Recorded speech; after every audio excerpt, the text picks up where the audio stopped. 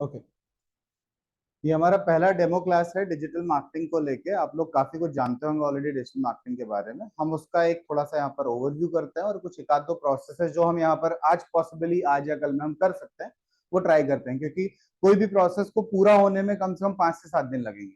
तो हम किसी भी प्रोसेस को अगर एक दिन में ट्राई करेंगे तो वो पूरी तो नहीं कवर होगी, उसको ट्राई कर सकते हैं कि हाँ ये कुछ हद तक कुछ एक्सटेंड तक हम उसको कवर करेंगे। चलिए ठीक है, तो शुरू करते हैं। हमारा डिजिटल मार्केटिंग का पहला टॉपिक है आज का।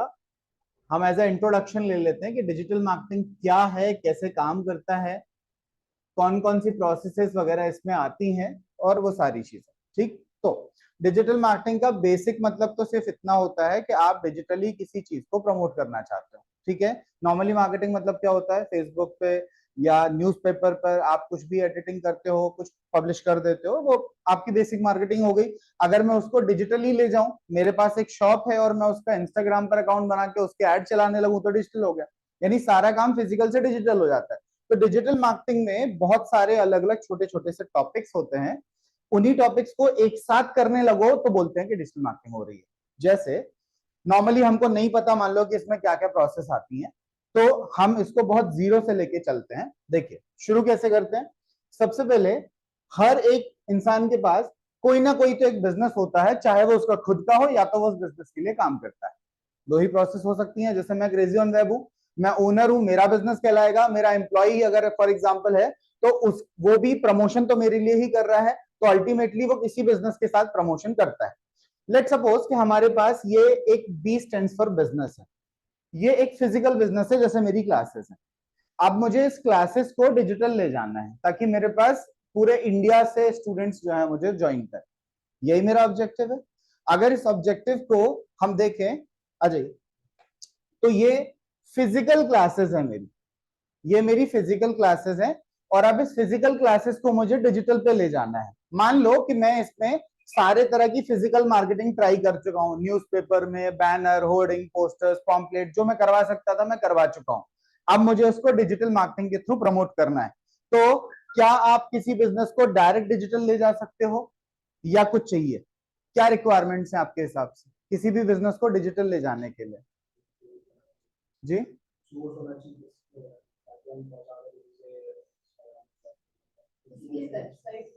एग्जैक्टली, और पेज होना जरूरी, वेबसाइट होना। आपने कहा सोर्स, कुछ आप लोग के इनपुट्स हैं। एक वेबसाइट है या एक इंस्टीट्यूट है, कोई भी एक बिजनेस है, उसको डिजिटल ले जाना है। आज से वो डिजिटल मार्केटिंग शुरू करना चाहता है, तो उसके लिए उसको सबसे पहले वर्चुअल आइडेंटिटीज लगेंगी। वर्चुअल, जैसे मेरे पास मेरा ये फिजिकल इंस्टीट्यूट है, कोई इधर आके देख सकता है, ये इंस्टीट्यूट है, बगल में ऑफिस है, वो देख सकता है, लेकिन फील कर सकता है। लेकिन अगर वो कहीं दिल्ली में बैठा है, वहां से देखना चाहता है, तो मैं उसको मेरी वर्चुअल आइडेंटिटी क्या दिखा सकता हूँ कि वो वहीं बैठे देख ले। तो उसके लिए हमें अपने इंस्टीट्यूट की या अपने बिजनेस की वर्चुअल आइडेंटिटीज बनानी पड़ेंगी। सबसे ऊपर आती है कौन? वेबसाइट सबसे पहले नंबर पे आती है। आपके पास एक वेबसाइट हो, दुनिया के किसी भी कोने में कस्टमर तक पहुंचा जा सकता है। दूसरा ब्लॉग, तीसरा सोशल अकाउंट्स, चौथा यूट्यूब चैनल। और कुछ आपके दिमाग में आ रहा है? और क्या बना सकते हैं हम? हाँ, इमेज यानी कि ग्राफिक्स। और यूट्यूब चैनल हो गया, ठीक है, लेकिन फिर भी हम इसको ऑब्लिक करके लिख देते हैं, वीडियो एंड ऑडियो। ये सारे आपके लिए वर्चुअल आइडेंटिटी हैं। एग्जाम्पल के एक ही करके एग्जाम्पल देता हूं। आप लोग अपने घर पे बैठ के क्रेजी ऑन वेब की वेबसाइट विजिट करके उतना ही नॉलेज ले सकते थे जितना आप मेरे पास आके काउंसलिंग में ले सकते हो। मेरी वेबसाइट पर सब तो लिखा हुआ है।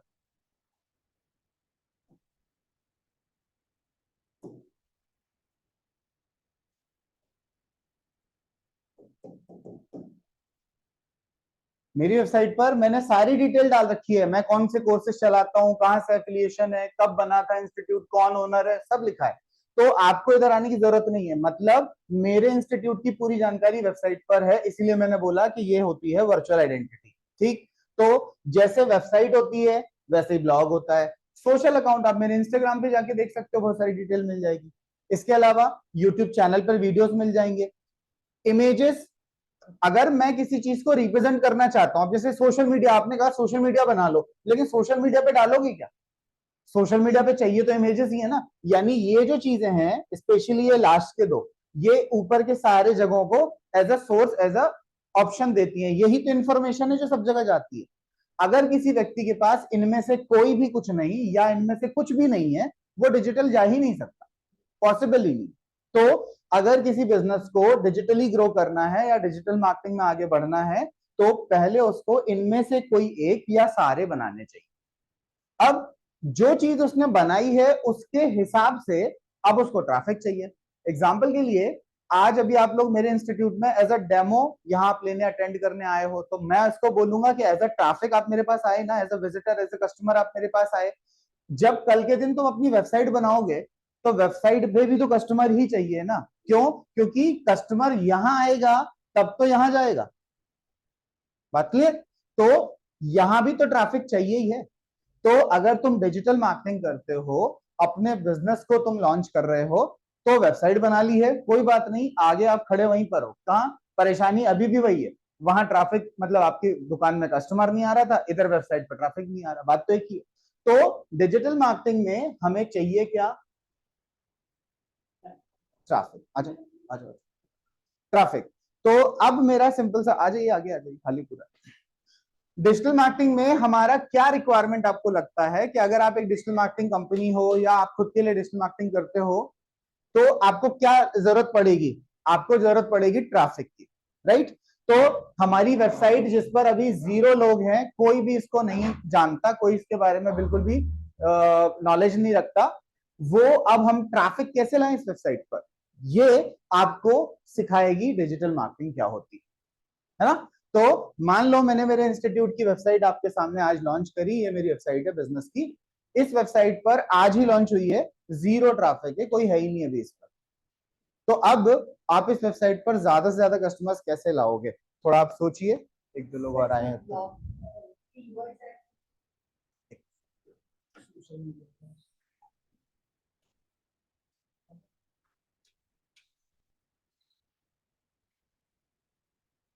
जी, कोई बात नहीं, कोई बात नहीं, बैठिए।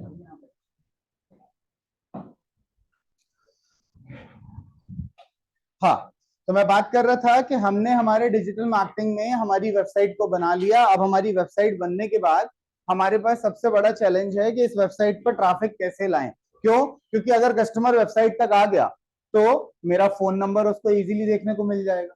एक बार फोन नंबर देखने को मिल गया तो मेरे पास इंक्वायरी आ गई ना, तो मेरे लिए उसके लिए कोई जरूरत नहीं है कि कस्टमर मेरे पास मेरी फिजिकल दुकान तक आए या मेरे शोरूम तक आए, वेबसाइट तक आ जाना भी काफी है। ठीक, तो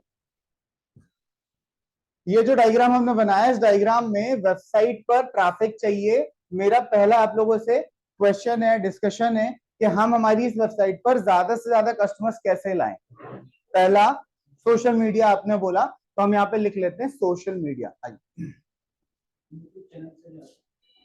तो पहला पॉइंट हमारे पास हो गया सोशल मीडिया। सोशल मीडिया से हमारी वेबसाइट पर ज्यादा से ज्यादा ट्रैफिक ला सकते हैं हम। ठीक है, आगे से आना पड़ेगा आपको। तो सोशल मीडिया से, और बताइए और किस तरीके से? एसईओ, आप लोग एसईओ समझते हैं? Search engine optimisation. जरा गौर से देखिए, मैं आप लोगों को एक्सप्लेन करता हूं कि सर्च इंजन ऑप्टिमाइजेशन क्या होता है। आप लोगों को क्रेजी ऑन वेब के बारे में कैसे पता चला?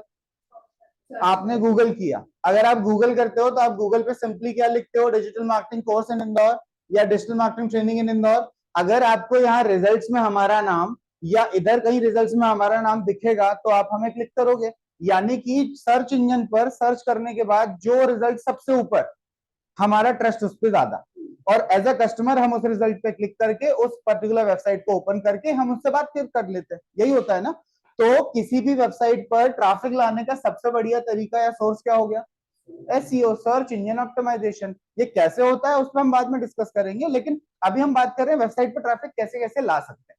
ठीक, एक एक किसी सर ने बताया कि सोशल मीडिया, आप सोशल मीडिया पर जाकर अपने बारे में खूब सारी चीजें पब्लिश करो। मैं आपको एक एग्जांपल देता हूं। ये facebook.com सोशल मीडिया में सबसे बड़ा एग्जांपल फेसबुक है। फेसबुक को मैंने ओपन कर लिया, आपके सामने फेसबुक खुला हुआ है। अगर तुम्हारे फेसबुक के पेज पर, इंस्टाग्राम के अकाउंट पर हजारों लाखों के फॉलोअर्स हो तो तुम कुछ भी डालोगे लाखों तुमको पब्लिक मिल गई देखने को। तुम कोई प्रोडक्ट डाल रहे हो तो तुम्हारा प्रोडक्ट प्रमोट हो गया, तुम कोई सर्विस लॉन्च कर रहे हो तो तुम्हारी सर्विस लॉन्च हो गई। ये देखो यहाँ आपको साइड में कुछ एड्स दिख रहे हैं, अगर दोबारा देखते हैं,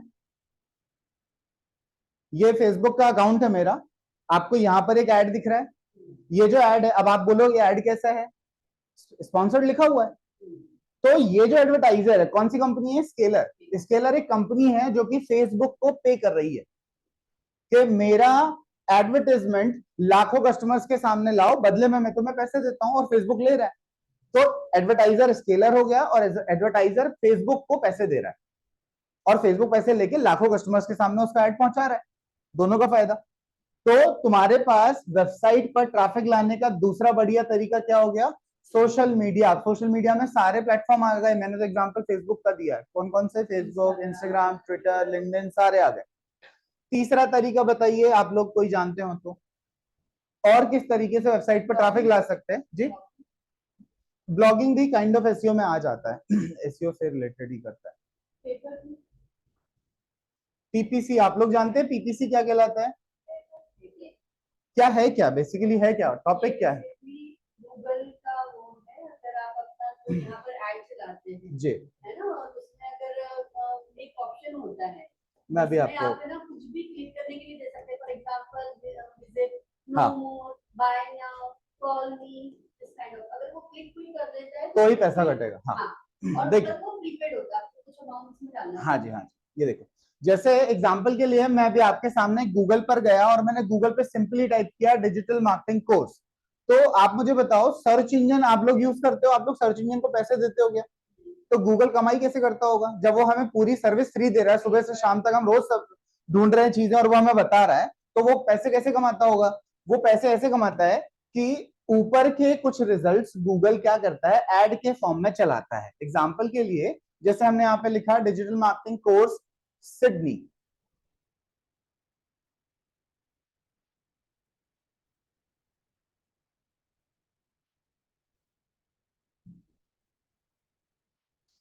आपको ऊपर स्पॉन्सर लिख के आ रहा है, यानी कि गूगल ने पैसे कमाने का तरीका क्या सोच लिया कि मैं नीचे के सारे रिजल्ट्स लोगों को दूंगा फ्री में, उनसे कोई पैसे नहीं लूंगा, लेकिन अगर किसी को टॉप पोजीशन पे आना है मुझे पैसे दे दे। तो ये जो रिजल्ट है ये गूगल को पैसे दे रहा है, ये रिजल्ट गूगल को पैसे दे रहा है, और नीचे 2 लोग और हैं जो गूगल को पैसे दे रहे हैं, यानी कि 4 लोग गूगल को पैसे दे रहे हैं, जबकि नीचे के रिजल्ट्स गूगल पर नेचुरली आ रहे हैं। गूगल इनसे पैसे नहीं ले रहा है, इनकी वेबसाइट में वाकई में क्वालिटी है इसलिए सबसे ऊपर है।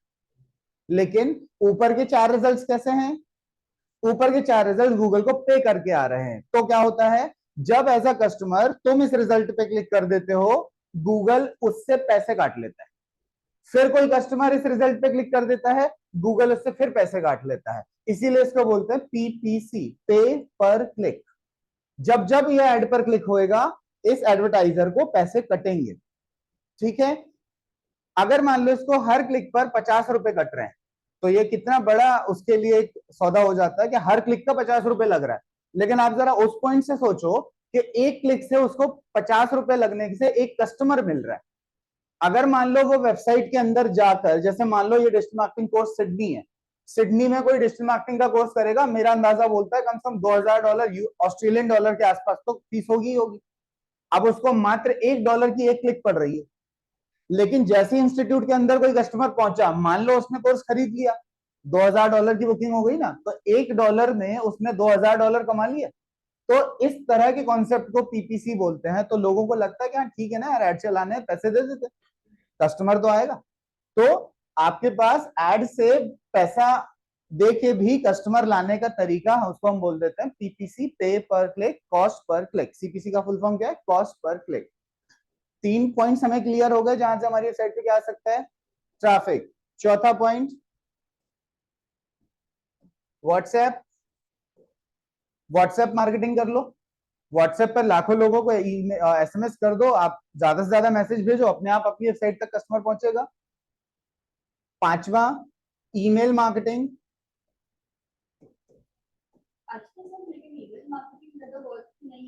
ईमेल मार्केटिंग काम की तब होती है अगर आप सही कस्टमर को ईमेल भेजते हैं, यानी अगर हमारे पास ऐसे कस्टमर का ईमेल आईडी है जो इंटरेस्टेड है, तो मैं उसे ईमेल भेजूंगा तो हमारे काम का है। अगर मैं रैंडमली किसी को भी ईमेल भेज रहा हूं, मैं जानता भी नहीं हूं, तो वेरी खोलता है, तो बेकार है। ओपन ही नहीं करते। हाँ जी। तो मैं कुछ और छोटे छोटे से यहाँ पर ऑप्शंस लिख रहा हूं, जिनको मैं अभी जाके एक्सप्लेन कर दूंगा। एक एक करके इन पॉइंट्स को भी एक बार देख लीजिए। चलो, व्हाट्सएप मार्केटिंग में आप लोगों को कोई डाउट है? व्हाट्सएप मार्केटिंग, मार्केटिंग सिर्फ और सिर्फ व्हाट्सएप पे मैसेज मैसेज भेजना, दैट्स इट। जहां पर हम अपने कस्टमर या पोटेंशियल कस्टमर को व्हाट्सएप पर मैसेज ड्रॉप कर दें, बदले में अगर वो उस लिंक पे क्लिक कर देगा, हमारी वेबसाइट खुल जाती है ना। तो हमारे कस्टमर को हमारी वेबसाइट तक लाने का एक माध्यम क्या हो गया? व्हाट्सएप भी हो गया। ईमेल मार्केटिंग, लोगों को ईमेल भेजो, बदले में लोग आपके ईमेल पे क्लिक करके आपकी वेबसाइट तक पहुंच जाएंगे। Email marketing. बैनर, आप लोग समझते हैं बैनर क्या होते हैं? बैनर समझाता हूं। आप लोगों ने बहुत सारी ऐसी वेबसाइट्स विजिट करी होंगी जिन वेबसाइट्स पर बीच बीच में बैनर्स चलते हैं। जैसे तुमको न्यूज देखनी है तो एनडीटीवी एक अच्छा ऑप्शन है, ndtv.com। इस पे न्यूज देख सकते हैं, हम न्यूज पढ़ सकते हैं। लेकिन किसी ब्रांड का एड भी तो यहाँ चल रहा है, देखते हैं कहाँ। ऊपर देखो एक एड आने वाला है, आया नहीं है, यहाँ देखो एक एड आने वाला है, दिख रहा है? तो ये जो बैनर्स हैं, अब सोचो लाखों लोग रोज एनडीटीवी को खोलते होंगे, लेकिन लाखों लोगों को इन एड्स में भी तो इंटरेस्ट आ जाता होगा, क्योंकि ये एड भी तो कितने सारे लोगों को दिख रहे हैं रोज रोज। तो अगर तुम्हारी कोई ब्रांड हो और तुम भी अपनी ब्रांड की ब्रांडिंग करना चाहते हो, तो तुम्हारे पास एक बढ़िया ऑप्शन क्या है? बैनर्स है। तुम बैनर्स, लेकिन ये पैसे वाले हैं, मतलब इनमें भी क्लिक करोगे पैसा लगेगा, तो ये भी काइंड ऑफ एड्स ही है, पीपीसी कॉन्सेप्ट ही है, इसमें भी पैसे लग रहे हैं। और बता दूं आपको, एनडीटीवी वेबसाइट अलग चीज है, गूगल अलग चीज है, लेकिन ये ऐड देखो चला कौन रहा है?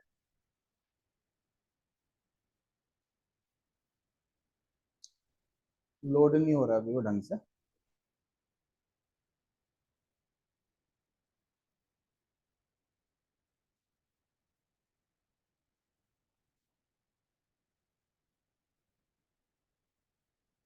ये भी एक ऐड है। सोचो आप, मतलब उसके पीछे की मैकेनिज्म ही गूगल ही हैंडल कर रहा है। मतलब एनडीटीवी की वेबसाइट में एड एडवर्टाइजर का गूगल चला रहा है, तो गूगल बहुत ज्यादा घुसा हुआ है दुनिया भर की वेबसाइट्स में। ठीक, एनडीटीवी को पैसे दे रहा है वो, इस वजह से तो एनडीटीवी की वेबसाइट पे ऐड है। तो ये वाला पॉइंट आप लोगों को क्लियर हुआ, बैनर क्या होता है? लास्ट पॉइंट पर आते हैं। लास्ट पॉइंट क्या है? यूट्यूब। यूट्यूब पर भी आप आपकी ब्रांड की मार्केटिंग कर सकते हो, अगर आपके पास एक ब्रांड है। एग्जाम्पल के लिए मैं यूट्यूब को ओपन कर लेता हूं।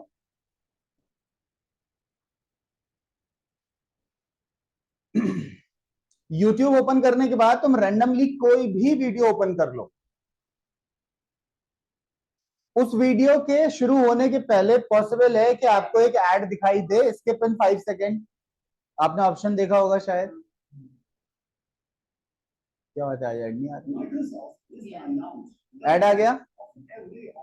ये जो ऐड है जिसको आप स्किप कर सकते हो 5 सेकेंड के बाद, तो ये ऐड ही है ना। और ये ऐड भी आप अपना एज अ ब्रांडिंग यूज कर सकते हो। यूट्यूब भी कितना बड़ा सोर्स है दुनिया भर में। तो हमारे पास इन सारे तरीकों से हमारी वेबसाइट पर ट्रैफिक लाने का सोर्स है। अगर तुम आज एक वेबसाइट लॉन्च करो, तो तुम्हारे पास इतने सारे मेथड्स हैं जिनसे तुम अपनी वेबसाइट पर हजारों लाखों कस्टमर रोज ला सकते हो, राइट? तो इतने हमारे पास ट्रैफिक के सोर्सेस हो गए। यहाँ कोई डाउट है किसी को? सारे तरीके भी आपको क्लियर हो गए। अब इन सारे तरीकों से क्या आ रहा है आपकी वेबसाइट पर? ट्रैफिक आ रहा है। ठीक है, अब एक छोटा सा हम डिस्कस करते हैं एक पॉइंट, उसको बोलते हैं ट्रैफिक और sales.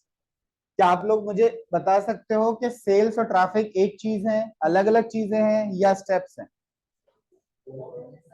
Ji, moral is same. जैसे एग्जांपल के लिए ऐसा बोल सकते हैं ना कि ट्रैफिक, सारा ट्रैफिक सेल्स नहीं है। क्यों नहीं है? मेरी दुकान में अगर आज 100 कस्टमर्स आए हैं, तो सबने सामान थोड़ी खरीदा होगा, कल तो पूछ के लौट भी जाएंगे ना, राइट ना? तो ट्रैफिक हो गया आने वाला हर कस्टमर, लेकिन उसने से कितने लोगों ने सामान खरीदा विल बी सेल्स। तो सेल वो चीज है जो मेरा सामान, जैसे मैं क्रेजी ऑन वेब में मैं सामान नहीं बेच रहा, मैं प्रोडक्ट नहीं बेच रहा, मेरे पास सर्विस है, मैं ट्रेनिंग्स देता हूं।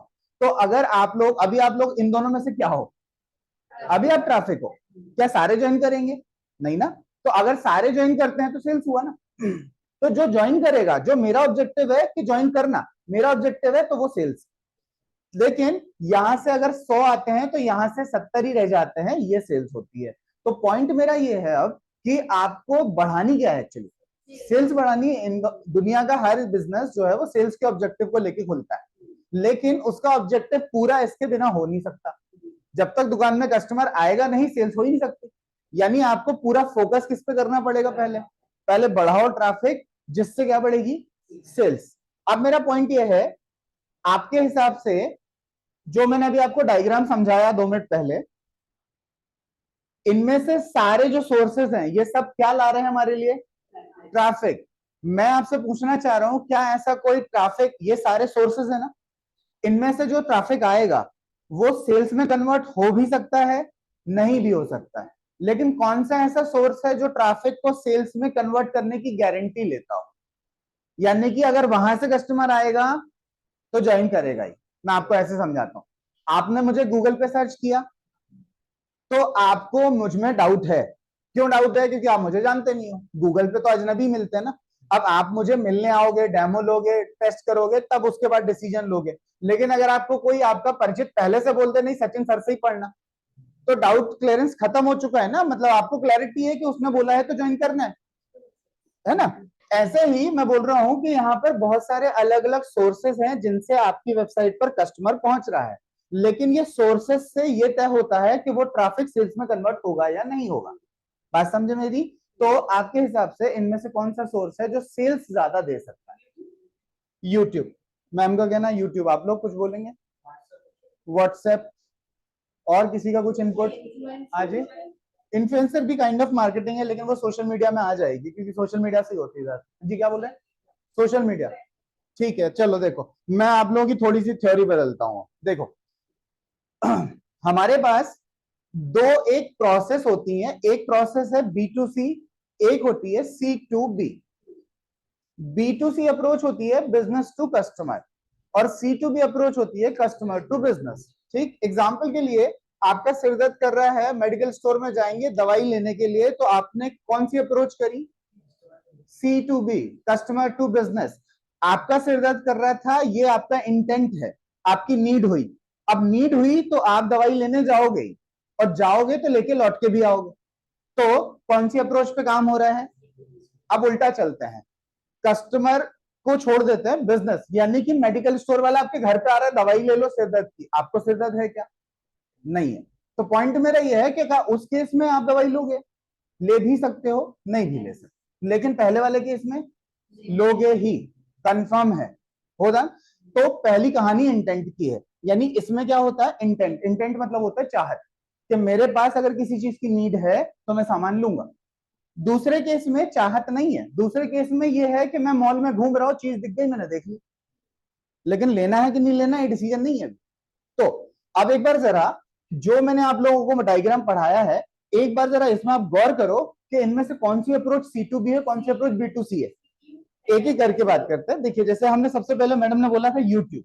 ठीक, अब देखो ये यूट्यूब था, मैंने तो ये कुछ भी, फॉर एग्जांपल मंत्री जी के घर में CBI की जबरदस्त रेड थी, मैं कोई वीडियो देख रहा था, इसमें ये जो एड आया, मैंने बोला था कि एड दिखाओ, नहीं ना।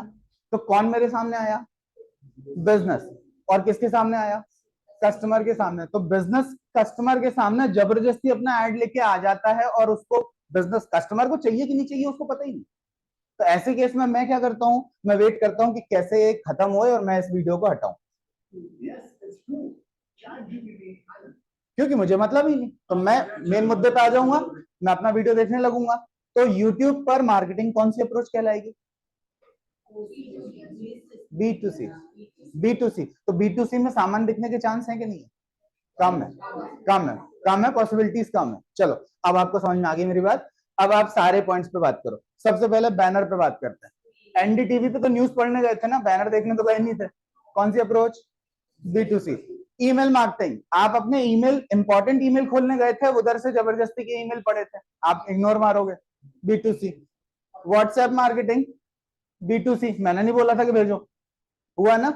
चलो सोशल मीडिया, मैं फेसबुक चला रहा था मेरे मनोरंजन के हिसाब से, मुझे जबरदस्ती के यहाँ वहां ऐड दिखाए जाते हैं, मैं नहीं चाहता देखना, राइट ना। यानी कि सारी की सारी अप्रोच कौन सी अप्रोच है? B2C। अकेली कौन सी दो अप्रोच है? C2B। यानी जब तुम गूगल पर जाते हो तब तुम कस्टमर होते हो और तुमने खुद गूगल खोला था, तुम्ही ने गूगल पे सर्च करा था, तुमने रिजल्ट देखे, तुमने क्लिक किया, तुमने कॉल किया, यानी कि तुम्हारी नीड थी, इसलिए तुमने सर्च किया। अब अगर तुम्हारी नीड है तो तुम सामान लोगे भी, इंटरेस्टेड भी हो, और तुम कहलाओगे ऑनेस्ट कस्टमर, राइट। तो मैं आपको सिंपल सी बात समझा रहा हूं कि अगर गूगल के थ्रू तुम्हारी वेबसाइट पर ट्रैफिक आता है तो सेल्स बढ़ेगी। फेसबुक के थ्रू तुम्हारी वेबसाइट पर ट्रैफिक आ रहा है, सेल्स बढ़ भी सकती है, नहीं भी बढ़ सकती, कह नहीं सकती। क्या मेरी बात यहां तक क्लियर है? सिर्फ ये बात समझा रहा था, इससे हमें दो बातें समझ में आती हैं कि ट्रैफिक के सोर्स तो बहुत सारे हैं, सेल्स हर ट्रैफिक सोर्स बढ़ा पाएगा कह नहीं सकते, लेकिन श्योरिटी है कि एसईओ और पीपीसी से सेल्स बढ़ा सकते हैं, ठीक है। लेकिन मैं बिल्कुल भी ये नहीं बोल रहा हूं कि सोशल मीडिया से सेल्स नहीं बढ़ सकती, तरीके अपनाएंगे तो वो भी बढ़ेगी, लेकिन मेजॉरिटी ऑफ सोशल मीडिया से क्या आता है?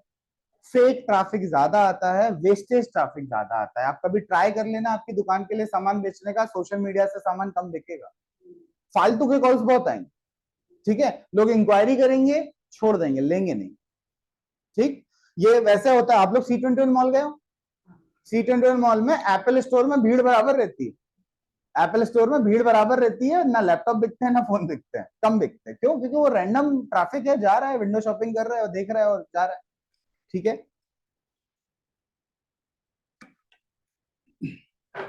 तो बात समझ में आ गई कि एसईओ जरूरी चीज है। अगर एसईओ जरूरी चीज है तो जरा इसी पे डिस्कस करते हैं कि एसईओ कैसे काम करता है। आप लोगों से थोड़ा बहुत हम डिस्कशन करते हैं।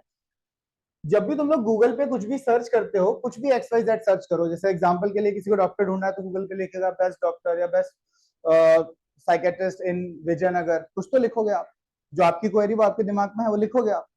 गूगल उस रिजल्ट के हिसाब से बेस्ट रिजल्ट्स देता है। जैसे एग्जांपल हमने लिखा best doctor for kids Indore, Google search किया तुमने, जो रिजल्ट्स तुमको बेस्ट में दिखे तुम उसी पे चले जाओगे, क्योंकि बीइंग अ कस्टमर मुझे लगता है गूगल ने जो सबसे ऊपर दिया वही बेस्ट है। लेकिन ये सोचिए कि गूगल ने किसी रिजल्ट को सबसे ऊपर ही क्यों रिजल्ट दिया, उसको ही क्यों ऊपर दिया, नीचे वाले को नीचे क्यों दे रहा है? कुछ तो वो भी जांच पर कर रहा होगा, है कि नहीं? तो ऐसे समझते हैं दुनिया में बहुत सारी वेबसाइट्स हैं। इस डायग्राम के हिसाब से मान लो कि ये सारी वेबसाइट्स हैं, या इंदौर में डॉक्टर्स मान लो, ये जो सारे सर्कल हैं ये इंदौर के डॉक्टर्स, ABCDEFG, ये सारे डॉक्टर्स हैं। मैं एक कस्टमर हूं, मैंने गूगल पे लिखा बेस्ट डॉक्टर इंदौर। मैं गूगल की मैकेनिज्म समझ रहा हूं कि गूगल पीछे करता क्या है, कैसे गूगल इन रिजल्ट्स में से बेस्ट निकालेगा, ठीक। तो मैं, यानी कि मैं कौन हूं? कस्टमर। तो कस्टमर गूगल पे क्या लिखेगा? बेस्ट डॉक्टर इन इंदौर। तो इसको टेक्निकली क्या बोलते हैं? कीवर्ड। लेकिन कस्टमर इसको कीवर्ड नहीं बोलता, कस्टमर तो उसको अपनी प्रॉब्लम समझता है, जो तुम्हें चाहिए वो तुम्हारी प्रॉब्लम, वो तुम ढूंढ रहे हो। तो ये, लेकिन टेक्निकली एसईओ करने वाले इसको क्या बोलते हैं? उनके हिसाब से ये कीवर्ड है कि नहीं? तो बेस्ट डॉक्टर इंदौर लिखा, मैं चाहता हूं कि गूगल पर कुछ रिजल्ट्स आएंगे, मैं हमेशा किस पर प्रेफर करता हूं? जो पहले नंबर पे होगा रैंक कर लूंगा, उसको ले लूंगा। लेकिन गूगल ने क्या किया होगा, गूगल ने कैसे दिमाग लगाया होगा? गूगल क्या करता है, गूगल इन सारी वेबसाइट्स को जांच परखता है, इनमें से बेस्ट वेबसाइट्स को चुनता है और उन वेबसाइट्स को टॉप पोजीशन पे लाने की कोशिश करता है। तो आपके हिसाब से गूगल इन सारी वेबसाइट्स में से किसको बेस्ट मानता होगा और किस बेनिफिट्स के बेसिस पर या किस पॉइंट्स के बेसिस पर? मतलब इन्होंने भी अपनी वेबसाइट पे कीवर्ड यूज करे हो या इन्होंने भी कीवर्ड यूज करे हो, ऐसा आप कुछ बोल रहे हो? जी। तो फिर तो वो तो फिर कंटेंट की क्वालिटी खराब करेगा। अगर ज्यादा रेटिंग फेक हो सकती है, फेक हो सकती है, फेक हो सकती है। मैं अभी यहाँ पे दरवाजे बंद कर लूं, मैं बोलूंगा जाने नहीं दूंगा जब तक रिव्यू अच्छा नहीं, तो फेक हो सकते हैं। कंटेंट कीवर्ड से मैच हो सकता है, ये दोनों पॉइंट्स आपके लगभग एक जैसे हो गए। हाँ, रिजल्ट्स देती हूँ, मतलब इंफॉर्मेशन जो है पीपल को प्रॉपर तरीके से प्रोवाइड करती देखिए मैं इसको ऐसे समझाता हूँ कि बीइंग अ कस्टमर मैं इन वेबसाइट्स में से बेस्ट चाहता हूँ। तो मैं क्या चाहता हूँ एज अ कस्टमर, मेरे हिसाब से एक बेस्ट वेबसाइट क्या होती होगी, आप लोगों के हिसाब से एक बेस्ट वेबसाइट कैसी होगी? जिसका कंटेंट अच्छा हो, जिस जो वेबसाइट बहुत जल्दी खुल जाती हो, जिस वेबसाइट में डॉक्टर की इंफॉर्मेशन क्लियर कट लिखी हो, बहुत कॉम्प्लिकेटेड ना हो, जिस वेबसाइट को मोबाइल पे खोलो डेस्कटॉप पे खोलो अच्छी खुलती हो, जिस वेबसाइट को खोलने पे मेरा फोन हैंग ना हो जाए, सिक्योरिटी, ये सारे पॉइंट्स मैं एज अ कस्टमर दिमाग में रखता हूं कि ये एक आइडियल वेबसाइट की निशानी है। सोचो, जैसे कि एक आइडियल वेबसाइट की निशानी क्या है कि उस वेबसाइट का लोड टाइम कम होना चाहिए कि ज्यादा? कम होना चाहिए। एक वेबसाइट सिक्योर होनी चाहिए। एक वेबसाइट का मोबाइल पर खुलना, क्योंकि मुझे नहीं पता मेरा कस्टमर डेस्कटॉप पे खोलेगा कि मोबाइल पे खोलेगा, मेरी वेबसाइट दोनों जगह खुलनी चाहिए।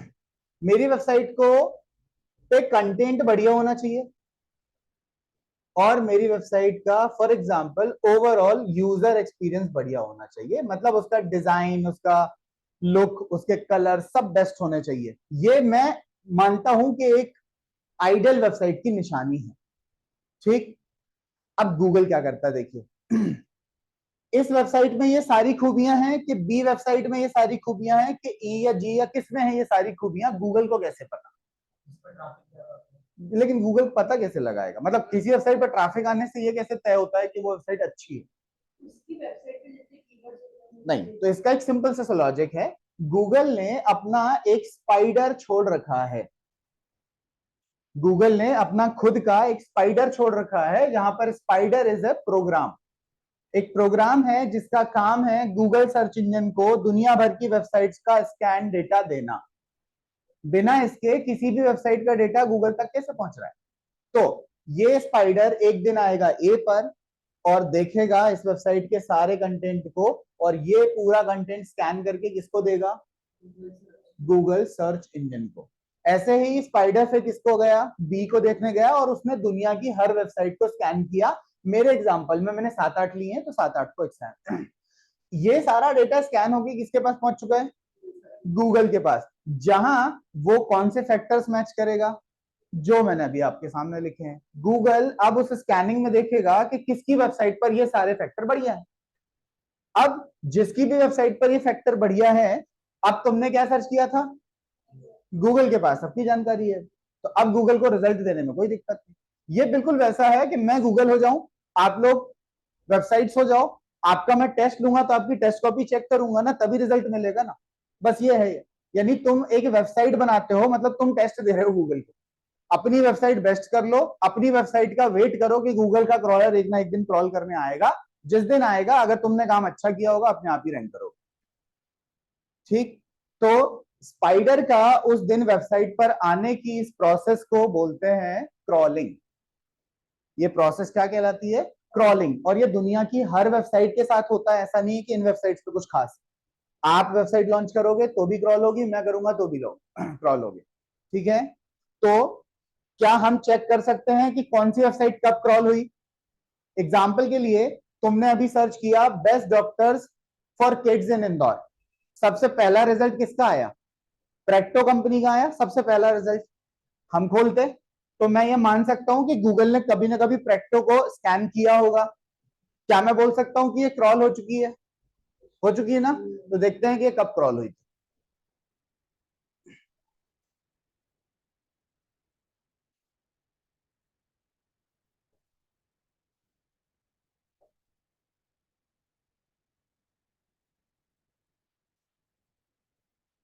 कहीं आपको कैशे दिखे तो बताइएगा। चलो नहीं दिखाई दे रहा, मैं अलग से दिखाता हूं। किसी भी वेबसाइट की क्रॉलिंग डेट चेक करनी हो तो आप सिंपली लिखें कैशे, कैशे CACHE कॉलन आपकी वेबसाइट का नाम। इससे हमें यह पता चल जाता है कि गूगल ने उस वेबसाइट को आखिरी बार कब चेक किया था। तो हम सिंपली इसको लिखेंगे। ये लिख के आ गया, ये क्रेजी ऑन वेब के बारे में खोला है मैंने। क्रेजी ऑन वेब की वेबसाइट को गूगल ने कब चेक किया है?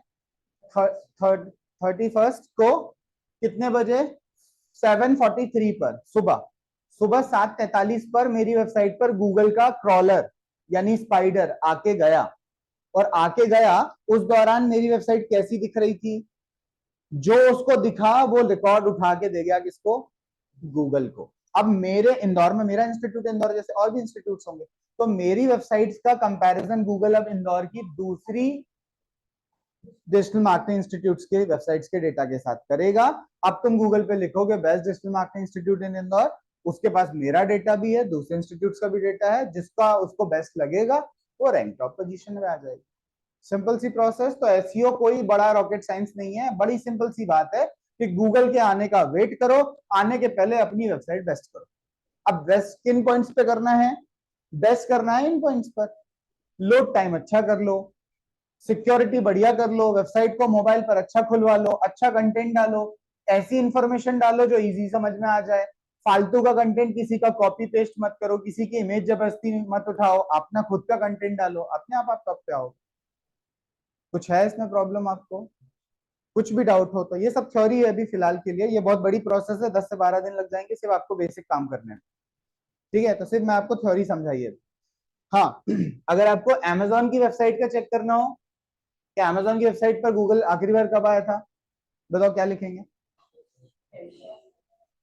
कैशे कॉलन आगे amazon.in।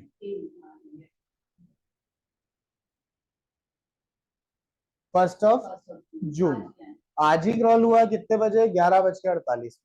यानी हम दुनिया की हर वेबसाइट का क्रॉलिंग डेट चेक कर सकते हैं सेम प्रोसेस से। ठीक है, ऑनलाइन में शुभी, एक मिनट मैम, हाँ शुभी ऑनलाइन में कोई प्रॉब्लम है अभी तक?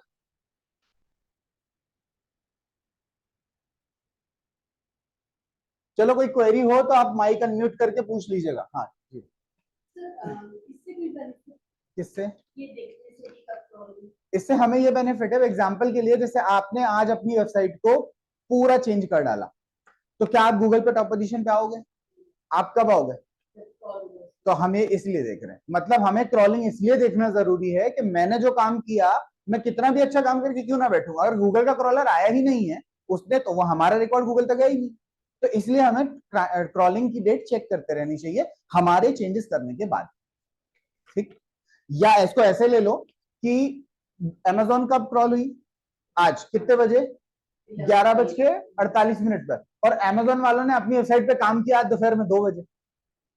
तो क्या वो रिकॉर्ड में अपडेट हुआ? नहीं हुआ। अमेजोन का क्रॉलर जो है वो पहले ही क्रॉल करके जा चुका है, काम उसने बाद में किया। तो वेबसाइट की रैंकिंग में कोई इंपैक्ट पड़ेगा? कितनी भी अच्छी वेबसाइट बना के बैठे रहो, नहीं आएगा। कब आएगा? अब दोबारा जब क्रॉलिंग होगी। अब आपका क्वेश्चन ये हो सकता है कि क्या गूगल का क्रॉलर बार बार आपकी वेबसाइट पर आता है? आता है। हर 5 दिन 10 दिन में आता है। आपकी वेबसाइट पर नई है तो 5 दिन 10 दिन, अगर आपकी वेबसाइट पुरानी है तो दिन में 2 चक्कर भी लगा लेगा, क्योंकि गूगल का काम है अपने सर्वर को अप टू डेट रखना। अब आपको समझाता हूं कि गूगल के सर्वर, सोचो मैंने तो एग्जांपल में लिखा 5 वेबसाइट बनाई तो बोर्ड भर गया, सोचो दुनिया में तो अरबों वेबसाइट्स हैं और गूगल का क्रॉलर सबको स्कैन करता है। तो देखो जरा गूगल के सर्वर रूम कैसे होते हैं।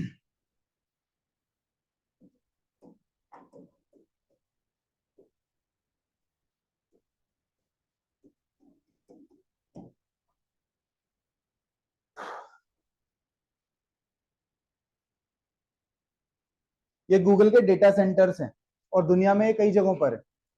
मतलब सोचिए आप, इतना बड़ा सर्च इंजन है, हमको देखने में बड़ा सिंपल लगता है क्या, कि सिंपल गूगल लिख दो आप, तो हमको बड़ी सिंपल सी स्क्रीन लगती है कि अच्छा ये है गूगल।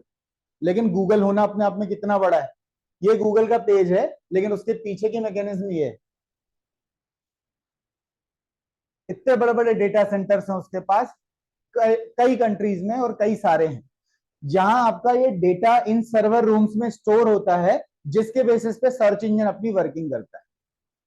ठीक, तो ये प्रोसेस को टेक्निकली हम क्या बोलेंगे? Search engine optimisation. ठीक है, इसका एक छोटा डायग्राम और दिखाता हूं, यहां पर इसको वाइंड अप करेंगे।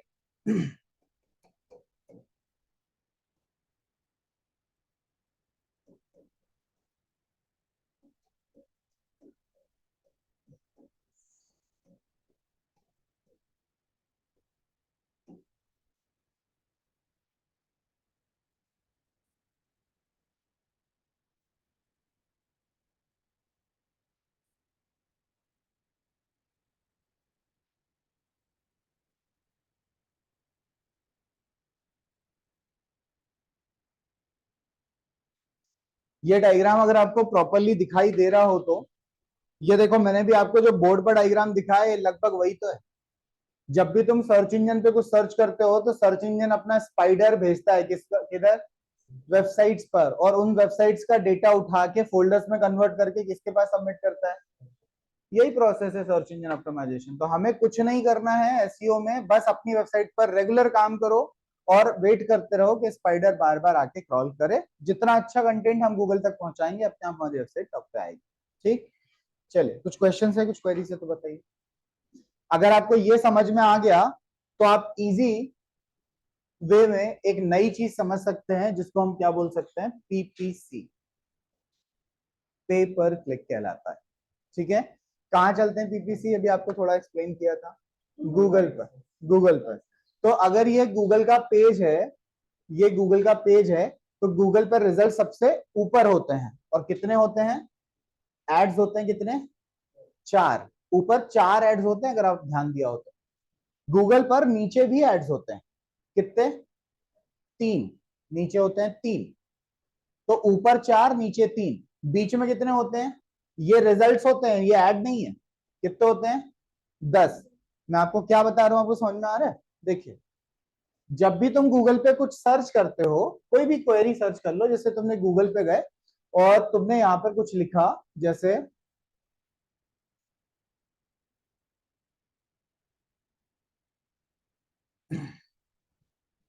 डिजिटल मार्केटिंग कंपनी न्यूयॉर्क, मैंने सर्च किया digital marketing company New York. Google पे जब तुम ऐसा सर्च करोगे, गूगल ने ऊपर क्या रिजल्ट्स दिए, एड, एड, एड, एड। कितने ऐड आए, 4। 4 ऐड के बाद तो ऐड नहीं दिए ना उसने, लेकिन अब रिजल्ट्स देगा ना। क्या ये लोग गूगल को पे कर रहे हैं, नहीं कर रहे हैं। ये गूगल का नेचुरल तरीका है, गूगल सर्च इंजन का काम है लोगों को रिजल्ट देना, तो ये फ्री रिजल्ट्स, ये नीचे तक फ्री रिजल्ट्स देगा, ये सारे रिजल्ट्स फ्री हैं। लेकिन फिर लास्ट में हो सकता है फिर से गूगल क्या चला दे लास्ट में, ऐड। तो यानी ऐड या तो सबसे नीचे होगा या तो सबसे ऊपर होगा। अच्छा, आप सोचो जरा, अगर आप एक बिजनेस ओनर होते तो आपका ऐड आपको कहां चलाने में फायदा होता, सबसे ऊपर। सोचिए जरा, अगर आपका ऐड यहां होता तो आपको इधर ऐड चलाने का क्या लॉजिक। इधर आपका ऐड दिख रहा है, मैं एज अ कस्टमर, सबसे नीचे दिख रहा है आपका ऐड, मैं एज अ कस्टमर, मैं तो ऊपर के ऐड पे ही क्लिक करूंगा। चलो वहां नहीं क्लिक करूंगा तो इन रिजल्ट्स पे क्लिक करूंगा, इधर क्यों जाऊंगा। तो क्या आपको नीचे ऐड चला के कोई फायदा मिल रहा है, लेकिन क्या तुम्हारा पैसा कट रहा है, पैसा भी तो नहीं कट रहा। क्यों, क्योंकि पीपीसी है ये। अगर कस्टमर को ऐड दिख रहा है तो पैसा नहीं कट रहा है, कस्टमर उस ऐड पे क्लिक करेगा तो पैसा कटेगा। यानी कि तुम्हें यहां रहने का ना कोई फायदा है ना कोई नुकसान है, लेकिन अल्टीमेटली तुम्हारा टाइम तो खराब हो ही रहा है ना। तो तुम्हारा ऑब्जेक्टिव हमेशा क्या होना चाहिए, ऊपर के 4 में आने का। क्या ये बात क्लियर। अब सोचिए जरा, हम एक छोटा सा एक बेसिक सा एक डिस्कशन करते हैं, आप लोगों को इजीली समझ में आएगा। मान लो हम सब लोग डिजिटल मार्केटिंग की कंपनीज हैं इंदौर में, तो एक दूसरे के दोस्त हैं कि दुश्मन है, दुश्मन है, कॉम्पिटिटर्स हैं एक दूसरे के। अगर हम सब लोग एक दूसरे के कंपटीशन में हैं, आपकी भी कंपनी मेरी भी कंपनी, तो आपका कस्टमर मेरा कस्टमर एक ही है। तो अगर मैं गूगल पर ऐड चला रहा हूं और तुम भी चला रहे हो, तो हम बेसिकली एक दूसरे से फाइट कर रहे हैं। ठीक है, अब हम कितने बैठे हैं यहाँ पर, 3 3 6 3 9 और 2 11, एक ऑनलाइन 12, 12 लोग फाइट में हैं। जगह कितनी, 4। अब सिर्फ 4 जगह है जहां पर हमारे ऐड आ सकते हैं, लेकिन ऐड चलाने वाले कितने, 12। चलो, क्या हम लोगों का कीवर्ड कॉमन होगा, कीवर्ड समझते हैं, कस्टमर गूगल पे क्या लिखेगा। अच्छा बताओ, आपका कस्टमर गूगल पे क्या लिखेगा, बेस्ट डिजिटल मार्केटिंग कंपनी इन इंदौर। भाई तुम्हारी कंपनी को सर्च करेगा तो भी यही लिखेगा, मेरी कंपनी को सर्च करेगा तो भी यही लिखेगा, यानी हमारे लिए कीवर्ड क्या हो गया, कॉमन हो गया, सेम हो गया। चलो, अब हम एक छोटा सा चार्ट बनाते हैं, इससे तुम लोगों को समझ में आ जाएगा कि गूगल पर एड चलाने की प्रोसेस काम कैसे करती है। ठीक है, इंटरेस्ट लीजिएगा, मजा आएगा। गूगल पर जो ये चार्ट है ये आपको इजीली एक्सप्लेन कर देगा कि गूगल कैसे काम करता है। देखो, सबसे पहले कॉलम में मैंने लिख दिया एडवर्टाइजर। एडवर्टाइजर मतलब क्या, हम लोग एडवर्टाइजर हैं। अगर हम गूगल पर ऐड चला रहे हैं तो हम एडवर्टाइजर हुआ ना, तो आप भी एडवर्टाइजर और मैं भी एडवर्टाइजर। वो अलग बात है कि हम लोग एक दूसरे के कॉम्पिटिटर हैं। मैं जगह में सिर्फ 4 लोगों का ही नाम ले रहा हूं, ABCD, ठीक है। और सिर्फ समझने के लिए और प्रैक्टिकल करने के लिए हम ऊपर के ये 4 लोगों को ले लेते हैं। तो मैम आपका नाम क्या है? शालिनी जी। तो आपने गूगल पर अपना ऐड चलाने के लिए ट्राई किया, कीवर्ड आपका कॉमन है, आपको पता है कि जब भी आपका ऐड यहाँ चलता है, कोई भी उस पर क्लिक करता है पैसा लगता है, यानी हमें पैसा देना पड़ेगा। तो आपको अपने मन में एक नंबर सोचना है 1 से 10 के बीच में, कि अगर आपके ऐड पे कोई क्लिक करेगा तो आप गूगल को इतना पैसे दोगे, ठीक है। तो ये आप आपके मन में सोचेंगे, अकॉर्डिंगली आप चारों लोग आपके मन में सोचेंगे। ये डेटा हम कहां लिखेंगे? यहाँ। लिमिट मैंने 1 से 10 क्यों दी है? वरना आप 1 सोचोगे, आप 200 सोचोगे तो वो वेरिएशन बहुत बड़ा हो जाएगा, तो इसलिए 1 से 10। पहली बात क्लियर? तो इसको हम क्या बोलते हैं? बिड बोलते हैं। बिड, बिड मतलब होता है बोली लगाना। एग्जाम्पल के लिए ये टीपू सुल्तान की बोतल होती तो आप बोली लगाते हैं ना कि भाई 1 करोड़ 2 करोड़, तो आप एक दूसरे को कंपीट करने के लिए बोली लगाते हो। ऐसे ही गूगल पर पहली पोजीशन पाने के लिए गूगल पर क्या लगती है? बोली लगती है। लेकिन बोली किस पे लगती है? कीवर्ड पे। कीवर्ड हम सबका कॉमन है। तो आप बोले कि मैं 15 रुपए दे दूंगी पर क्लिक पर, आप बोले नहीं मैं 20 दे दूंगी, लेकिन यहां हमें एक दूसरे की बिड पता नहीं चल रही। यानी आप जो बोली लगा रहे हो वो इन्हें नहीं पता, आप जो लगा रहे हो वो इन्हें नहीं पता। तो यह बोली डायरेक्ट किसके पास जा रही है? गूगल के पास। तो आप अपनी कुछ लगा देना, आप अपनी कुछ लगा देना। इस तरह से हमने गूगल को पहले फेज में ये अलॉट कर दिया कि भाई मैं पैसा ज्यादा दूंगा कि वो पैसा ज्यादा देगा। ये बात क्लियर हो गई? गूगल को पहली क्लैरिटी आ गई कि गूगल कैसे किसके रिजल्ट को ऊपर देगा। लेकिन गूगल को अपने सर्च इंजन की क्वालिटी भी अच्छी रखनी है। मान लो एग्जांपल के लिए कि आप में से किसी एक की वेबसाइट बहुत खराब है, लेकिन वो पैसे वाला बहुत है, तो वो गूगल को पैसा तो बहुत अच्छा ऑफर कर रहा है, लेकिन उसकी वेबसाइट इतनी खराब है कि गूगल उसको पैसा लेने के बावजूद भी नहीं रैंक कर सकता। तो गूगल ने यहाँ एक नया फैक्टर डाल दिया, क्या? Quality score. गूगल ने एक स्कोर बना दिया कि देखो मैं तुम्हारी वेबसाइट को विजिट करूंगा, अच्छी लगी तो तुमको 1 से 10 के बीच में 10 नंबर दूंगा, खराब लगी तो 1 नंबर दूंगा, 2 नंबर दूंगा। यानी कि वेबसाइट अच्छी होगी तो तुमको स्कोर ज्यादा मिलेगा, वेबसाइट बुरी होगी तो तुम्हें स्कोर कम मिलेगा। क्लियर? तो वो फैक्टर कहां आ जाएगा? और वो कौन डिसाइड करेगा? जैसे बिड कौन डिसाइड की है? आपने की, बिड आपने करी डिसाइड, लेकिन क्वालिटी स्कोर कौन डिसाइड करेगा? गूगल करेगा। लेकिन एफर्ट्स तो आप ही के, वेबसाइट तो आपकी है, यानी ऐसा नहीं कि आप नहीं बोल सकते कि आपके हाथ में चीज नहीं है। आप अपनी वेबसाइट अच्छी बनाओ, आपकी वेबसाइट का क्वालिटी स्कोर अच्छा हो जाएगा। और ये इस नंबर कितने के बीच में होता है? 1 से 10 के बीच में होता है। मान लेते हैं कि ए को 10 आउट ऑफ 10 मिल गया किसी भी एक रीजन से, कि उसकी वेबसाइट बहुत अच्छी है, उसने ऐड बहुत अच्छा बनाया, उसकी वेबसाइट का यूजर एक्सपीरियंस बहुत बढ़िया है। अकॉर्डिंगली इनको 8 मिले, अकॉर्डिंगली इनको 6 मिले, और मान लो इनको 2 मिले, सिर्फ समझने के हिसाब से। यानी कि मैंने इस कॉलम में थर्ड कॉलम पहले से फिल कर दिया है। अब आप लोगों की बिड्स ले लेते हैं। आपने क्या सोचा 1 से 10 के बीच? 9। आपने 6, आपने 5। चलो, इन लोगों ने अपनी अपनी बिड्स बता दी, गूगल ने इन लोगों को इनकी वेबसाइट्स को देखते हुए नंबर दे दिया। तो पहले केस में समझ में आ रहा है कि ए वेबसाइट सबसे बेस्ट है, क्योंकि उसको 10 में से 10 मिले। और खास बात यह है कि उसने 9 नंबर, यानी कि 1 से 10 के बीच में उसने रुपए भी सबसे ज्यादा ऑफर किए हैं गूगल को। तो गूगल आखिरी स्टेप लाएगा, एड रैंक। एड रैंक का फॉर्मूला है बिड इनटू क्वालिटी स्कोर, यानी सिर्फ इन दोनों को आपस में मल्टीप्लाई कर देना है। तो कितना हो जाएगा? ये कितना हो गया? सबसे ऊपर ऐड किसका?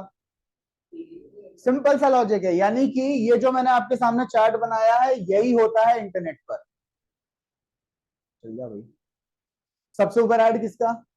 जिसका भी हो। दो बातें दिमाग में लाना, कि या तो ये पैसा सबसे अच्छा ऑफर कर रहा है, या तो इसकी क्वालिटी सबसे अच्छी है, या दोनों का मल्टीप्लाई होने के बाद इसका स्कोर सबसे ज्यादा आ रहा है, इसलिए ये ऐड ऊपर है। ऐसे ही नीचे वाला ऐड नीचे क्यों है? किसी हद तक या तो इसका पैसा ऊपर वाले से कम है, या तो इसका क्वालिटी स्कोर कम है, या दोनों का मल्टीप्लाई जो फाइनल नंबर आ रहा है वो कम। इसको इसके ऊपर आना है तो क्या करे? अपनी वेबसाइट पे काम करे और 10 में से 10 लाने की कोशिश करे, पहली बात। और दूसरी बात क्या? अगर इसका ये जो आपके सामने चार्ट बना हुआ है, इसका अगर आप एक बेसिक सा फॉर्मूला बनाओ, तो एक बेसिक फॉर्मूला बनता है कि x into y equal to z, x into y equal to z. Z की वैल्यू ज्यादा कब हो सकती है?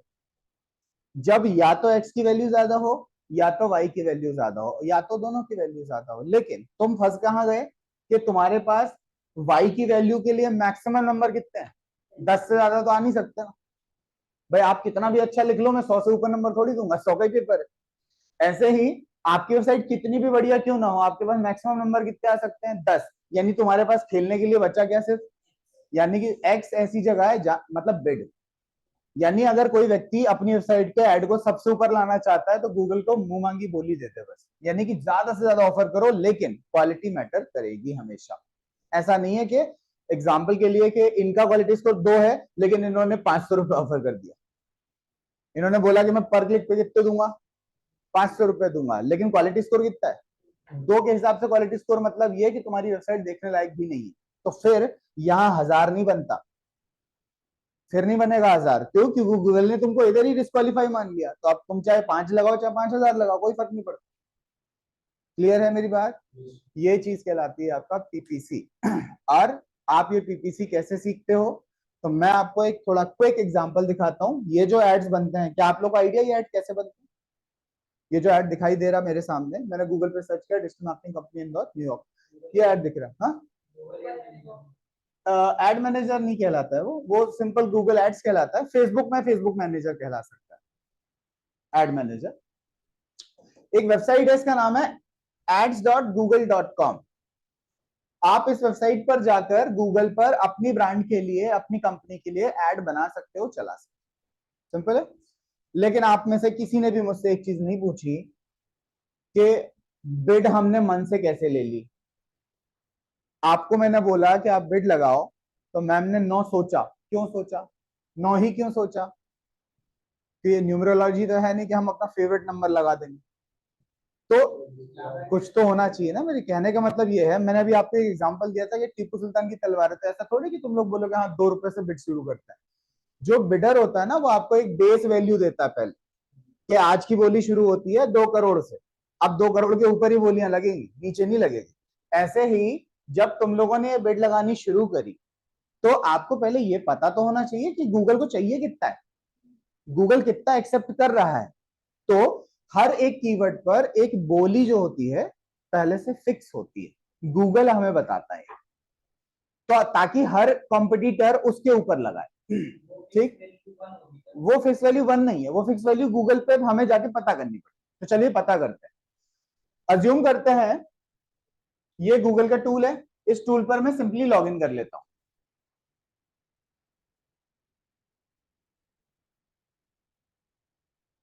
आप लोगों को कॉम्प्लिकेटेड लग रहा हो तो प्लीज पूछ लेना, नहीं तो मुझे बता देना, मैं टॉपिक चेंज कर दूं।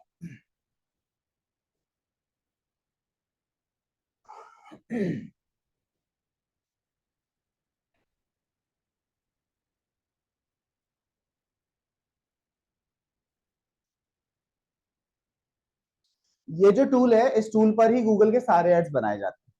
ठीक है, चलो तो हम भी इस टूल पर आ गए।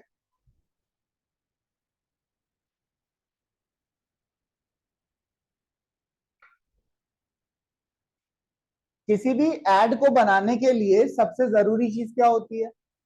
कीवर्ड्स। मैं आपको ऐसे समझाता हूँ। आप में से किसी का बिजनेस है यहाँ पे? क्या करते हैं मैम? ओके, तो अगर आप अपने लिए गूगल पर ऐड चलाओगे तो कस्टमर क्या सर्च करेगा कि आप सोचोगे वो कीवर्ड है? मतलब आप लोग ट्रेनिंग देते हो? ओके, तो इनका कीवर्ड क्या होना चाहिए? Export import training in Indore, best export import training in Indore, या export import institute in Indore, coaching in Indore. Customer कुछ भी लिख सकता है ना। तो इनका कस्टमर गूगल पे क्या सर्च करेगा, ये पहले से अंदाजा कैसे लगा लेंगे? मैं तो कुछ भी लिख सकता हूँ ना, जो जिनका काम है।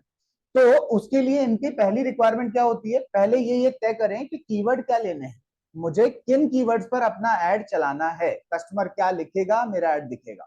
ठीक है, तो उसके लिए यहाँ टूल्स के अंदर एक कीवर्ड प्लानर होता है। ठीक है, जहां हम पहले ये तय करते हैं या ये तय करेंगे कि कीवर्ड क्या लेना है और कीवर्ड पे बिड कितनी लगानी है। ये पहला क्वेश्चन। तो कीवर्ड प्लानर आ गया।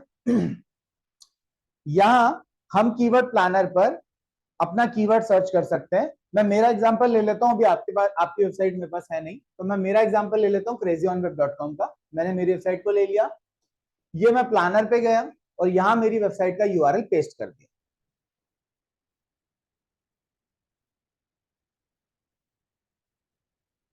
ठीक है, ये जो टूल है ये मेरी वेबसाइट को देख के मेरे लिए क्या बेस्ट कीवर्ड होंगे ये बताएगा।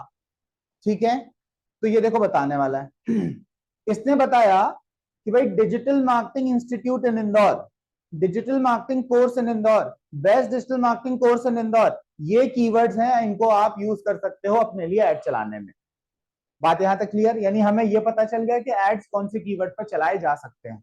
दूसरी बात, अब इस कीवर्ड पर ऐड चलाऊंगा तो मेरा कॉम्पिटिटर भी चला रहा है, तो मुझे बिड लगानी पड़ेगी चार्ट के हिसाब से। तो बिड देखो यहां पता चलती है, क्या बिड लिख के आ रही है कि कस्टमर्स जो मेरे कॉम्पिटिटर हैं वो मिनिमम कितने रुपए लगा रहे हैं, 13 रुपए, और मैक्सिमम कितने लगा रहे हैं, 71 रुपए। अब ना मुझे आइडिया लग गया ना, अब तो मैं बिड लगा सकता हूं, मतलब मुझे पता है कि मिनिमम कितना चल रहा है और मैक्सिमम कितना चल रहा है। अब बिड लगेगी इसके बीच में। क्या मेरी बात आपको समझ में आई? तो अब मैं कीवर्ड पर बिड लगाऊंगा, मुझे क्लियर हो गया 13 रुपए और 71 रुपए, तो अब मैंने आप लोगों को बोला बिड लगाओ, तो अब आपकी बिड होनी चाहिए इसके बीच में। अगर आप इससे ज्यादा लगा देते हो तो कोई दिक्कत नहीं है, अगर आप कम लगाते हो तो आप खेल में नहीं हो। मान लो आपने 10 रुपए लगा दी, तो 10 रुपए लगा दी, गूगल क्या बोल रहा है कि सब मुझे 13 दे रहे, तुम 10 ऑफर कर रहे हो, तो गूगल तुम्हें खेल में ही नहीं रखेगा बाहर। 13 रुपए वाला सबसे चौथे नंबर पर आएगा, कह सकते हैं, अगर इस कैलकुलेशन के हिसाब से देखा जाए तो कह सकते हैं। लेकिन अगर 13 रुपए देने के बावजूद भी मान लो आप 13 लगा रहे हो, आपके आगे वाला 20 लगा रहा है, तो पहली नजर में किसका ऐड नीचे होगा, आपका। लेकिन आपका क्वालिटी स्कोर 10 आया, उनका क्वालिटी स्कोर 3 आया, तो आप किसका ऊपर आएगा? उससे कोई दिक्कत नहीं है, मैंने नहीं तो आपको ये चार्ट तो फॉलो करना ही पड़ेगा। इस चार्ट के हिसाब से आपकी बिड ज्यादा हो चलेगा, लेकिन आपका क्वालिटी स्कोर कम हो बिल्कुल नहीं चलेगा। हाँ, तो जो भी हमने बात करी कि अगर आपने 13 रुपए लगाया है तो 13 रुपए के साथ अगर आपका क्वालिटी स्कोर अच्छा आया है तो हो सकता है 15 वाले को बीट कर दो आप। ठीक जी ma'am, quality score Google decide करता है, लेकिन फैक्टर्स बड़े सिंपल है। ऐड अच्छा आप ही बनाएंगे क्योंकि ऐड तो एडवर्टाइजर बना रहा है और वेबसाइट भी आप ही की है, तो अगर आप अपनी वेबसाइट पर अच्छा काम कर लो और ऐड अच्छा बना लो तो उसको देखते हुए गूगल अलॉट करेगा। नहीं, गूगल ने फैक्टर्स को बड़ा सिंपल रखा है कि अगर आपका ऐड अच्छा है तो मैं आपको क्वालिटी स्कोर अच्छा दूंगा, अगर आपकी वेबसाइट अच्छी है मैं आपको क्वालिटी स्कोर अच्छा दूंगा। तो उसने बड़ा सिंपल रखा है, हमें फॉलो करना है बस। यानी ऐसा एक भी फैक्टर नहीं है जो गूगल खुद डिसाइड करता है। जी करिए, बिल्कुल कर सकते, आप नीचे भी कर सकते हो, लेकिन नीचे करने का कोई लॉजिक नहीं बनेगा, ऊपर करने का भी कोई खास लॉजिक नहीं है। एग्जांपल के लिए, जैसे अगर आपने ये बोल रहा है कि बिड कितनी लगानी है 71, आपने लगा दी 100, तो इसका मतलब ये नहीं है कि गूगल 100 काटेगा, इसका मतलब ये है कि मैं गूगल को मेरी तरफ से ऑफर कर रहा हूं 100। अगर गूगल ने मेरा ऐड चला दिया, मुझे अच्छा मान के मेरा ऐड सबसे ऊपर है, पॉसिबल है ऐड में पैसा खर्च हो 50 रुपए ही, पर क्लिक पर कितना कटा 50, जबकि ऑफर कितना किया 100 रुपए। तो बिड लगाने का मतलब ये मत निकालिएगा कि गूगल उतना ही काटेगा। ठीक है, ये बड़ा ऐसा विषय है जिसमें आप जब ऐड चलाओगे ना तब ज्यादा समझ आएगी, इस पे थ्योरी पे डिस्कशन करने में मजा नहीं आएगा। जब आप कोई ऐड चलाते हो ना तो आपको पूरा उसका डिटेल मिलता है। मैं आपको अकाउंट स्विच करके दिखाता हूं, मेरे कुछ एड्स चल रहे हैं अभी।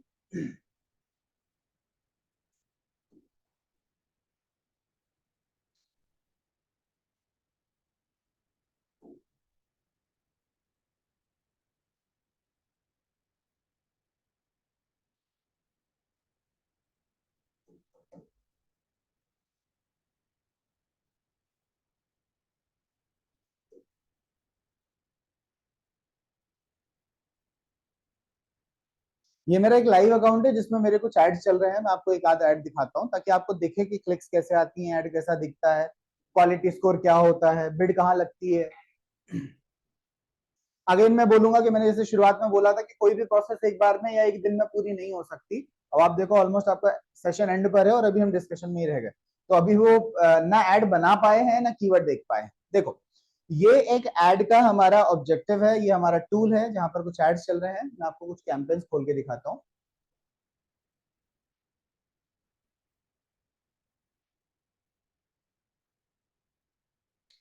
ओके, ये देखो एक ऑर्थोडेंट स्पा करके हमारे एक क्लाइंट है, इनका एक डेंटिस्ट है ये बेसिकली, इनके लिए गूगल पर ऐड चला रहे हैं। तो कस्टमर गूगल पे सर्च क्या करेगा? Best dental surgeon in Indore, best dentist in Indore, ये सब इनके कीवर्ड्स होंगे। देखो हमने इनकी कैंपेन चलाई तो गूगल पर हमने इनका बजट कितना रखा, 200 रुपीज पर डे, यानी रोज हम इनके ऐड में खर्चा कितना कर रहे हैं, 200 रुपए। इनके ऐड को अभी पॉज कर रखा है हमने। इनके ऐड में टोटल इंप्रेशन कितने आए, 13,000, मतलब इनका ऐड गूगल पर शो हुआ 13,000 बार। लेकिन उस ऐड पर क्लिक्स कितने आए, 2,622, यानी कि 200 रुपए पर डे के हिसाब से मान लो 10 दिन तो कितना हो गया, 2,000 रुपए इन्होंने खर्चा किया। लेकिन बदले में इनके पास कस्टमर कितने आए, 2,622 कस्टमर आए। अगेन ट्रैफिक है कि सेल्स है, ट्रैफिक है। अब वो इनसे बात करेंगे, भाई डेंटिस्ट हैं कुछ खर्चीले भी होते हैं, कई बार डेंटिस्ट जो होते हैं वो 30-30 हजार 40-40 हजार की सिटिंग्स करवा देते हैं। तो पॉसिबल है कि ये 2,000 कस्टमर तो नहीं बने होंगे। अगर मैं बोल रहा हूँ कि इसमें से 20 कस्टमर भी बने हों जिनका एवरेज वैल्यू 10,000 मान लेते हैं, क्योंकि ये ब्रेसेस वाले डॉक्टर हैं, ब्रेसेस 10-20 हजार के नीचे लगते ही नहीं। तो मैं मान के चलता हूं कि 2,600 कस्टमर्स में से सिर्फ 20 कस्टमर आए होंगे, तो भी इन्होंने लगभग 2 लाख रुपए के आसपास या 1 लाख रुपए के आसपास कमा लिए। कितना खर्चा करके, मात्र 2,000 रुपए। तो ये होता है पीपीसी का बेसिक लॉजिक। अब इनको ऑन एवरेज हर क्लिक की कॉस्ट कितनी रुपए पड़ी, मात्र 1 रुपए। मैं तो आपको 19 और 50 और 13 और 71 दिखा रहा हूं, 1 रुपए की कॉस्ट पड़ रही है एक क्लिक की। ठीक, चलो अब कीवर्ड पर आते हैं। कैंपेन पे क्लिक किया, ये भी आप लोगों के लिए थोड़ा सा नया है, हो सकता है आपको काफी चीजें नहीं समझ में आए। ये इनके कीवर्ड्स हैं जिन कीवर्ड्स को हमने यूज किया है, जैसे ऑर्थोडोंटिस्ट, डेंटल ट्रीटमेंट। इन कीवर्ड्स के सामने भी अब दिख के आ रहा है डेटा कि पर्टिकुलर कौन से कीवर्ड पर इनका ऐड कितनी बार दिखा, पर्टिकुलर कीवर्ड पर कितना पैसा कटा, ये सब डेटा आ रहा है। अब हम बात कर रहे थे किस चीज की, आपका क्वालिटी स्कोर की। तो क्योंकि अभी ऐड बंद है, आपको हर अपना क्वालिटी स्कोर यहां पर आता है। आप हर कीवर्ड के सामने अपना क्वालिटी स्कोर चेक कर सकते हैं। हमें दिखता है हमारा क्वालिटी स्कोर कितना है, ताकि हम उस पर और आगे काम कर सकें। अगर इसने बोला कि हमारा क्वालिटी स्कोर 6 है, तो हम समझ जाए कि हमें थोड़ा काम करने की जरूरत है। क्वालिटी स्कोर बता रहा है आपकी वेबसाइट खराब है, आपका ऐड कमजोर है। अब ऐड क्या है, ये ऐड हम ही ने तो बनाया है। ये देखो, ये ऐड दिख रहा था इनका, कस्टमर को गूगल पे ये ऐड दिख रहा है। तो अगर मेरा क्वालिटी स्कोर खराब आ रहा है, तो मैं अंदाजा लूं कि मेरा ऐड नहीं अच्छा बना है, मुझे बनाना चाहिए। तो मैं इसमें एडिटिंग करूंगा। और किस पे एडिटिंग करूंगा, मेरी वेबसाइट पर, क्योंकि इस ऐड पर क्लिक करके आप कस्टमर कहां पहुंचेगा। तो मुझे इन दो जगह पर काम करना। क्वालिटी स्कोर कम आने का सिग्नल ये, ठीक है। जैसे सिर्फ इस पे क्लिक कर दिया तो अमाउंट कटेगा, हाँ, कि इस पे क्लिक करने के बाद वेबसाइट पे बाय नाउ इधर क्लिक हुआ पैसा कटा, कस्टमर वेबसाइट पर आके वापस लौटा है, पहले पैसा कट गया, इसीलिए तो सीपीसी है, कॉस्ट पर क्लिक। ठीक है।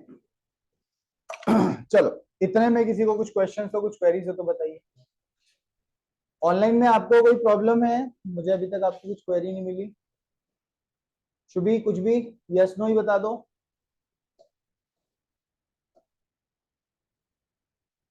चलो मीनवाइल जब तक सेशन हो ये एंड कर लेते हैं। कल मैं आप लोगों को फेसबुक ऐड का लाइव दिखाऊंगा, क्योंकि आज उतना टाइम था नहीं कि हम आपको एक पूरा लाइव सेशन दिखा पाए। कल मैं आप लोगों को फेसबुक का एक पूरा लाइव कैंपेन बना के दिखाऊंगा कि फेसबुक या इंस्टाग्राम पर आपको अगर मार्केटिंग करनी हो, भले आप जीरो हो, किसी भी नॉन टेक्निकल हो आप, लेकिन उसके बावजूद भी आप ऐड फेसबुक पे इजीली बना सकते हो, चला सकते हो। तो कल की क्लास में हम पूरा डेडिकेटेडली वही रखेंगे, रिपीट नहीं करेंगे। मीनवाइल आप लोग की एंट्रीज कर दीजिए, नाम और नंबर। हाँ, जिसको और जो पूछना हो वो पूछ लीजिए। फेसबुक पे थोड़ा अलग चलता है, फेसबुक पर ऐड के दिखने पे पैसा काटता है क्लिक, क्योंकि उधर लोग क्लिक करते ही नहीं, तो वो इंप्रेशन पे काटता है, इसलिए उसको बोलते हैं सीपीएम।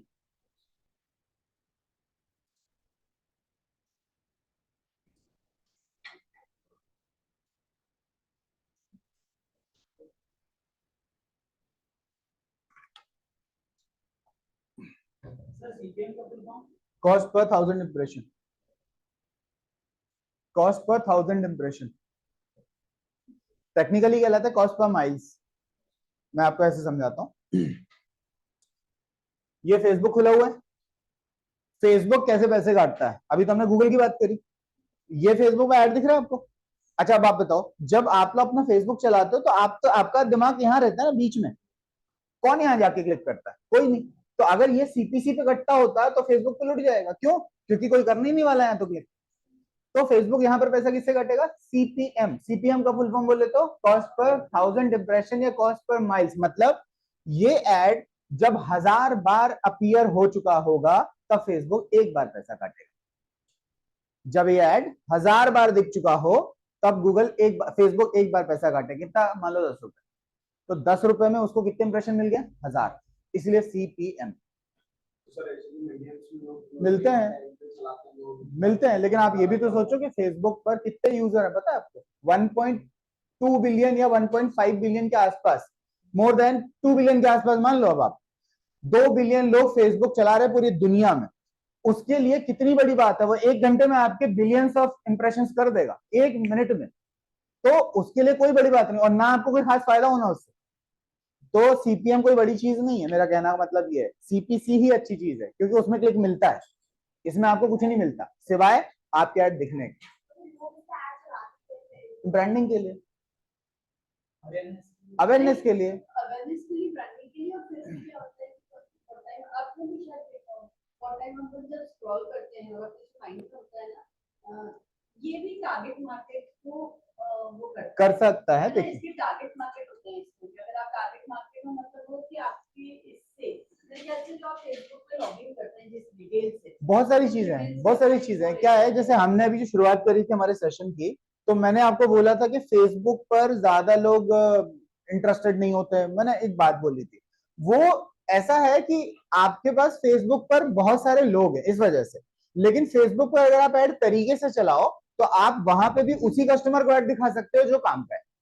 जैसे मैं आपको एक एग्जांपल देता हूं, आपको गोवा जाना हो, किसी को गोवा जाना हो, वो बहुत प्लानिंग कर रहा हो, अपने रिश्तेदारों में बात कर रहा हो, फोन कर रहा हो, व्हाट्सएप पे चैट हो रहे हैं कि गोवा जाना है, गोवा जाना है, आप मुझसे लिखवा के ले लो, आपको 5वें दिन के अंदर फेसबुक और इंस्टाग्राम पे गोवा के ऐड दिखेंगे। क्यों दिखेंगे, क्योंकि फेसबुक और इंस्टाग्राम में टारगेटिंग बहुत जबरदस्त है, जिसमें वो आपके फोन का माइक्रोफोन भी यूज करते हैं, आपके फेसबुक का चैट्स यूज करते हैं, आपके इंस्टाग्राम के व्हाट्सएप ग्रुप्स को आप क्या बात कर रहे हो उसके बेसिस पर एडवर्टाइजर्स के ऐड आप तक पहुंचते हैं।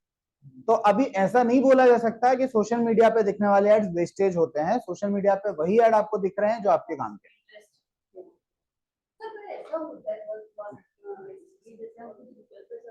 जी, वो रीमार्केटिंग कहलाती है। इसके दो नाम है, एक तो ये रीमार्केटिंग कहलाता है और दूसरा ये क्रॉस प्लेटफॉर्म कहलाता है कि गूगल पे सर्च करने वाले व्यक्ति को फेसबुक पे ऐड दिखाना, क्रॉस प्लेटफॉर्म, और जो व्यक्ति जो सर्च कर रहा है उसी को वही ऐड दिख रहा है, उसको रीमार्केटिंग बोलते हैं। रीमार्केटिंग ये सब सारे प्लेटफॉर्म्स पे है, फेसबुक भी देता है, इंस्टाग्राम भी देता है, गूगल भी, सारे। हाँ बिल्कुल बिल्कुल। जी एक मिनट इनकी ले लूँ, हाँ क्या बोल रहे हैं, ये मैं मेरे अंदाजे से बोल रहा हूँ, लेकिन ऐसा फेसबुक कभी भी आपको लिखित में नहीं देगा कि हम आपका माइक्रोफोन सुनते हैं, हम आपके चैट पढ़ते हैं। वो तो ये बोलेगा, फेसबुक और इंस्टाग्राम या गूगल या व्हाट्सएप तो अपने पेपर में फ्रंट पेज पे ऐड लिखते हैं कि योर चैट इज एनक्रिप्टेड, हम भी नहीं देख रहे, लेकिन आप जरा उस चीज को फील करो।